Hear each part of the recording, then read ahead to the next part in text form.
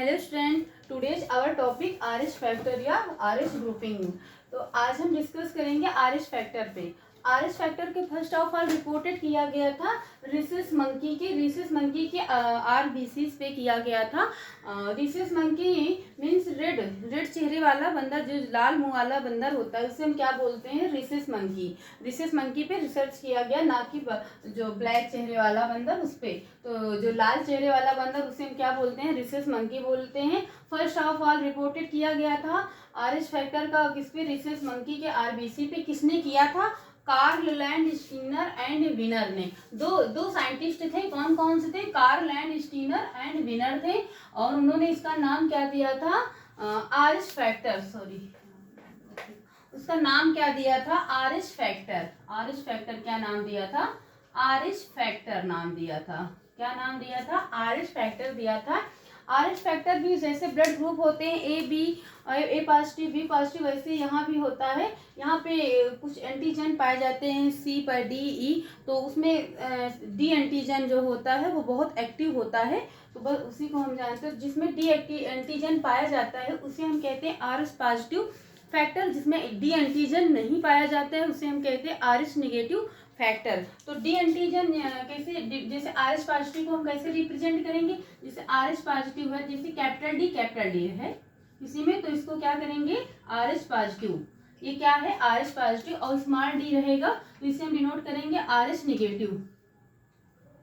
क्या करेंगे, R H negative, R H negative. इसमें कोई एंटीजन नहीं पाया जाता है, ना यहाँ पे एंटीजन ए बी वो भी नहीं पाया जाता है। यहाँ डी एंटीजन पाया जाता है। क्या एंटीजन पाया जाता है, डी एंटीजन पाया जाता है। आर एच पॉजिटिव और आर एच निगेटिव में ए एंटीजन बी एंटीजन कोई एंटीजन नहीं पाया जाता, दोनों में, ना निगेटिव में ना पॉजिटिव में कोई एंटीजन नहीं पाया जाता है। तो यहाँ एंटीजन क्या होता है, डी एंटीजन होता है।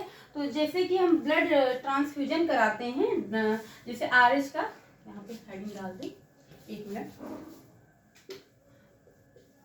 ब्लड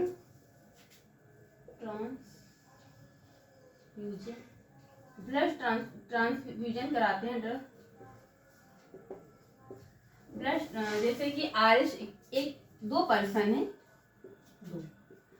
एक का ब्लड ग्रुप है आर एच पॉजिटिव, एक का ब्लड ग्रुप है आर एच निगेटिव। यदि जैसे जरूरत पड़ने, आर एच निगेटिव को ब्लड की जरूरत पड़ रही है और सपोज दैट ब्लड नहीं है, तो इमरजेंसी में यदि हम आर एच पॉजिटिव का ब्लड आर एच निगेटिव में चढ़ा दिया जाएगा तो यहाँ पे एंटीबॉडीज बनने लगेंगी और वो रिएक्शन करने लगेंगी, तो ब्लड क्या होता है, वो जम जाता है। लेकिन ये है कि अगर एक बार, पहली बार आप चढ़ा रहे हैं तो कोई प्रॉब्लम उतनी नहीं होगी। यदि नेक्स्ट टाइम फिर आप आर एच पॉजिटिव का ब्लड सेम पेशेंट में फिर से चढ़ा रहे हैं आर एच निगेटिव वाले में, तो क्या होगा, यहाँ जो ब्लड कैपिलरीज हैं वो ब्लॉकेज हो जाएंगी, सेल्स ब्लॉकेज हो जाएंगी, मसल्स में से, तो ब्लड क्या होगा, धीरे धीरे हमारे नसों में जमने लगेगा, आगे बढ़ेगा नहीं। जब हमारे सेल्स जो ब्लॉकेज हो जाएंगे, वेसल्स ब्लॉकेज हो जाएंगे, तो ब्लड जो आगे चढ़ेगा नहीं, और ब्लड अंदर क्या हो जाएगा, जम जाएगा, जिससे क्या होगी कि जो आर एच निगेटिव वाला पर्सन है जिसपे दोबारा ब्लड चढ़ाया जा रहा है उसकी डेथ हो जाएगी, डेथ हो सकती है। तो सो इसलिए कि आर एच पॉजिटिव वाले को आर एच पॉजिटिव का ब्लड दिया जाए और आर एच निगेटिव वाले को आर एच निगेटिव। एक बार में तो कोई प्रॉब्लम नहीं हो सकती, लेकिन अगर नेक्स्ट टाइम फिर वही पर्सन को हम ब्लड डोनेट कर रहे हैं तो प्रॉब्लम क्रिएट होगी। प्रॉब्लम क्या, उसकी जान ही चली जाएगी। तो इसीलिए कि आर एच पॉजिटिव वाले को R H positive, R H negative वाले को R H negative blood donate किया जाए। आगे है जैसे कि यही है इरिथ्रोब्लास्टोसिस फेटाइलिस, यानी कि जैसे बच्चे का है,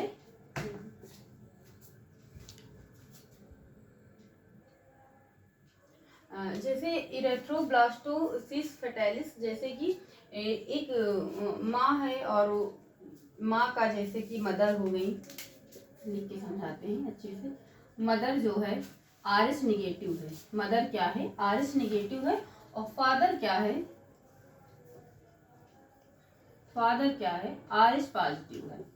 तो उसका फिटस कैसा होगा, यानी कि भ्रूण कैसा होगा, बच्चा कैसा होगा, फिटस कैसा होगा, आर एच पॉजिटिव होगा। जैसे आर एच पॉजिटिव को हम कैसे रिप्रेजेंट करेंगे, डी से, कैपिटल डी से, और आर एच निगेटिव को स्मॉल डी से, यहाँ पे लिख रहे हैं, यहाँ पे। इसे हम करेंगे स्मॉल डी से रिप्रेजेंट करेंगे, इसे करेंगे हम कैपिटल डी से। ये क्या हो गया, होमोजाइगस हो गया। कैसा है, दोनों है होमोजाइगस।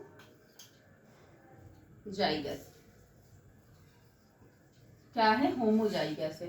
तो अगर इसमें क्रॉस फर्टिलाइजेशन जैसे होगा तो बच्चा बेबी कैसा होगा, ये देखते हैं। जैसे डी का हम डी से यहाँ पे इससे क्रॉस करवाएं, फिर ये स्मॉल डी का इससे क्रॉस करवाएं, तो क्या होगा, एक small D capital D, small D capital D, फिर इस डी का इससे करवाएंगे और ये लास्ट डी का फिर इससे करवाएंगे, तो क्या होगा, small D capital D, small D capital D. तो इसमें क्या होगा कि जो सारे बच्चे हैं, सारे बच्चे क्या होगा, सारे जो है आर एच पॉजिटिव रहेंगे। क्या होंगे, जो भी बच्चे होंगे सारे आर एच पॉजिटिव रहेंगे।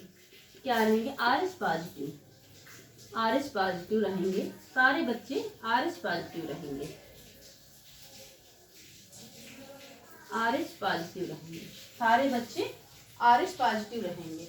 इसमें होता क्या है कि जैसे कि अगर मदर आर एच निगेटिव है और फादर जो है पिता है आर एच पॉजिटिव है, तो जो पहला बच्चा होता है, आगे अभी हम बता रहे हैं उसी में, पहले बच्चे में क्या होता है कि वो नॉर्मल डे हो जाता है, नॉर्मल बच्चा होता है, उसमें आर एच निगेटिव रहता है, आर एच पॉजिटिव नहीं रहता। लेकिन उसके जब दोबारा नेक्स्ट टाइम फिर से प्रेगनेंसी होगी तो उसमें क्या हो, बहुत सारी प्रॉब्लम क्रिएट होती है।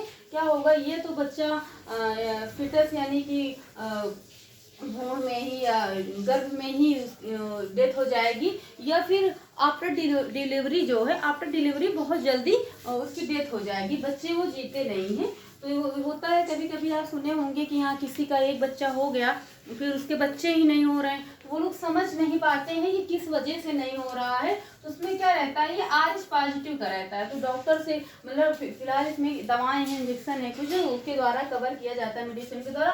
तो ये रहता है, उनको लगता है कि बच्चा नहीं हो, तो ये होता है कि उनमें आर एच पॉजिटिव और आर एच निगेटिव का ये सिस्टम रहता है, इस वजह से उनमें बच्चे नहीं हो पाते हैं दोबारा। क्योंकि फिर इसमें क्या होगा, दोनों ये होमोजाइगस रहेगा। एक नेक्स्ट देखो कैसे, जो पहला बच्चा है जो नॉर्मल रहेगा, जैसे कि ये फादर हो गए, पिता हो गए, मदर हो गई।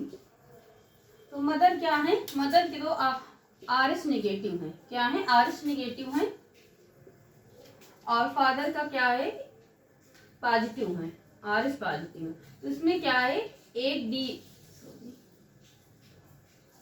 यानी कि हेट्रोजाइगस है, तो ये निगेटिव है दोनों। तो एक यह क्या है, हेट्रोजाइगस है, वो होमोजाइगस था, ये हेट्रोजाइगस है। तो इसमें क्या होगा, जब बच्चे होंगे तो क्या होगा, जो अभी बताएं कि पहला बच्चा, देखते हैं कैसे क्या होगा। ये दूसरा है, तो 50-50% के चांस होंगे। जब इसका इससे क्रॉस कराएंगे, इसका इससे क्रॉस कराएंगे, कैपिटल डी स्मॉल डी, और स्मॉल डी का स्मॉल डी से, स्मॉल डी का स्मॉल डी को। देखो ये अभी आप यहाँ अच्छे से सीख लेंगे तो आगे जो है जेनेटिक का चैप्टर है वहाँ भी यही क्रॉस का ही सिलसिला आगे चलेगा वहाँ पे। तो यहाँ पे अच्छे समझ लीजिए, तो वहाँ पे ज़्यादा वो नहीं। तो कैपिटल डी तो क्या होगा, capital small D small D, और फिर इसका होगा इसके साथ capital D small D small D small D, यानी कि 50% का रहेगा। 50% जो बच्चे हैं वो आर एच पॉजिटिव होंगे और 50% बच्चे क्या होंगे, आर एच निगेटिव होंगे। तो इसमें अगर एक डी रहेगा, हेट्रोजाइगस रहेगा फादर में, तो इसमें क्या होगा, 50% बच्चे आर एच निगेटिव रहेंगे, 50% बच्चे आर एच पॉजिटिव रहेंगे। इतना समझ में आ गया।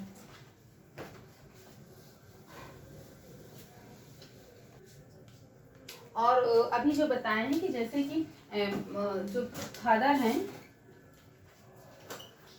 आर एच पॉजिटिव है, मदर आर एच निगेटिव है, तो क्या होगा इसमें, जैसे शादी हो गई तो क्या वही बताएं, जो पहला बच्चा है वो आर एच वो नॉर्मल रहेगा, उसके बाद जो बच्चे हैं वो पहली बात तो वो बच्चे मतलब डिलीवरी अगर हो गई तो डिलीवरी के मतलब तुरंत बाद ही उनकी डेथ हो जाएगी, या फिर गर्भ में ही उनकी डेथ हो जाती है, या फिर आप इनकी प्री मेच्योर डिलीवरी करवा लीजिए। जैसे कि बच्चा 9 मंथ में, बच्चे की 9 या 10 मंथ में, जो भी 9 या 10 महीने में डिलीवरी होती है, तो उनकी डिलीवरी या तो 7 मंथ या फिर 8 मंथ में करवा लो, या तो 7 में 7 या 8 महीने में, 7 से 8 महीने में अगर उनकी प्री मेच्योर डिलीवरी हो गई तो क्या होगा, तो बच्चे वो हो गए, वो बच्चे जिएंगे और उसमें RH पॉजिटिव का वो नहीं रहेगा। अगर वो पूरे दिन बाद होगी डिलीवरी, 9 मंथ बाद होगी, तो बच्चों में क्या होगा, RH पॉजिटिव का खतरा रहेगा। ये होगा यहाँ पे बस वही है जैसे ब्लड ग्रुप में ही है कि RH पॉजिटिव और RH पॉजिटिव को RH पॉजिटिव का ब्लड डोनेट करना चाहिए, RH नेगेटिव का RH नेगेटिव का ब्लड डोनेट करना चाहिए। और RH फैक्टर को फर्स्ट ऑफ ऑल रिपोर्टेड किसमें किया गया था, रिसस मंकी में। Rhesus monkey means red face वाला जो बंदर होता है उसे हम रिसस मंकी कहते हैं। किया किसने थे, कार्ल स्टीनर एंड विनर ने किया था। उसका जो नेम है, जब रिसर्च किया था RS बंदर के RBCs में किया था, तो उसका नाम क्या दिया था, RH फैक्टर नाम दिया था, RS फैक्टर नाम दिया था।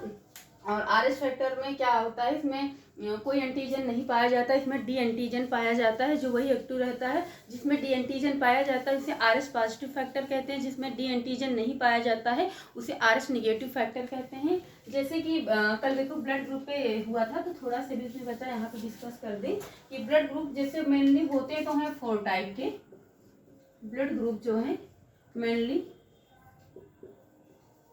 4 टाइप के होते हैं।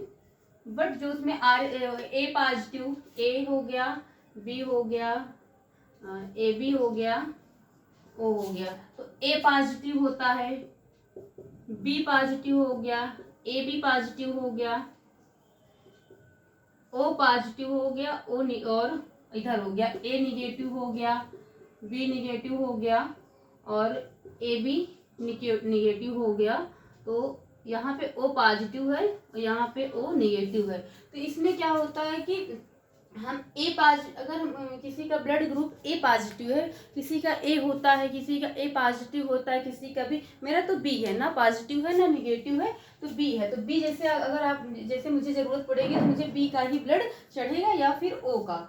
तो ब्लड जो इसमें अगर बी पॉजिटिव किसी का ब्लड है तो B पॉजिटिव चढ़ेगा। जैसे कभी अगर किसी को चोट लग गई, एक्सीडेंट हो गया, हो ना किसी के साथ ऐसा, तो उसमें क्या होता है, अगर ब्लड की ज़रूरत पड़ी तो कभी देखते हैं डॉक्टर, कभी अगर इमरजेंसी हो गई, बहुत ज़्यादा क्रिटिकल प्रॉब्लम हो गई, ब्लड नहीं है, तो इमरजेंसी में डॉक्टर हमेशा करते क्या है, ओ निगेटिव का ब्लड चढ़ाते हैं। क्या चढ़ाते हैं, ओ निगेटिव। अगर ब्लड की बहुत ज़्यादा डिमांड है, बॉडी से ब्लड निकल चुका है, तो इमरजेंसी में हमेशा डॉक्टर जो हॉस्पिटल में ओ निगेटिव का ब्लड चढ़ाते हैं, जो कि ये क्या है, यूनिवर्सल डोनर है। क्या है, यूनिवर्सल। अगर ओ में ऐसे तो ओ को हम यूनिवर्सल डोनर बोलते हैं, लेकिन ओ में ओ पॉजिटिव और ओ निगेटिव को देखेंगे तो ओ निगेटिव को क्या करेंगे, यूनिवर्सल डोनर बोलते हैं। तो अगर इमरजेंसी पड़ गई किसी को, डॉक्टर हॉस्पिटल में कभी किसी को, तो फिर वहाँ पे डॉक्टर इमरजेंसी में कौन सा ब्लड, ओ निगेटिव का चढ़ा देते हैं, ओ निगेटिव का चढ़ाते हैं। बाद में अपना फिर करते हैं और चेक करते हैं, देखते हैं कौन सा ब्लड। और ये ब्लड जो है बहुत ही कम, ये 4% ब्लड पाया जाता है। ओ निगेटिव का ब्लड जो ही बहुत कम, इसलिए ओ निगेटिव वाले लोगों को बहुत संभल के रहना चाहिए। अगर ये तो उनको ब्लड की जरूरत पड़ती है तो जल्दी से ब्लड, ओ निगेटिव का ब्लड जल्दी से अवेलेबल नहीं रहता है, मिलता है, यह बहुत कम, बहुत रेयर केस में ये ओ निगेटिव का ब्लड मिलता है। O negative, O positive, O negative का तो बहुत ही रेयर है, 4% ब्लड पाया जाता है ओ निगेटिव का। इसलिए जब किसी को जरूरत पड़ती ब्लड का, तो बहुत मतलब क्रिटिकल प्रॉब्लम है, तो डॉक्टर ओ निगेटिव का अगर कभी क्वेश्चन पूछ लेंगे ऐसे घुमा के, इमरजेंसी में कौन सा ब्लड चढ़ाया जाता है, तो ओ निगेटिव का ब्लड चढ़ाया जाता है, जो यूनिवर्सल डोनर होती। लेकिन अगर कभी बाई चांस ओ निगेटिव वाले को ब्लड की जरूरत पड़ गई है, तो हम इसे ओ पॉजिटिव का ब्लड नहीं चढ़ा सकते। ओ पॉजिटिव का चढ़ा देंगे तो पेशेंट की डेथ हो जाएगी। यहाँ ओ निगेटिव वाले को ओ निगेटिव की ही ब्लड चाहिए, लेकिन पॉजिटिव वाले को ओ निगेटिव दिया जा सकता है।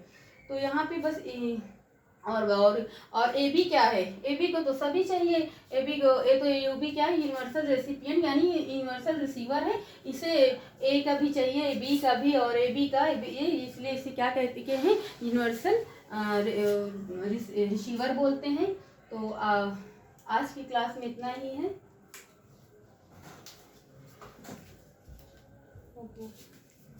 आई होप आपको समझ में आया होगा। So thank you class.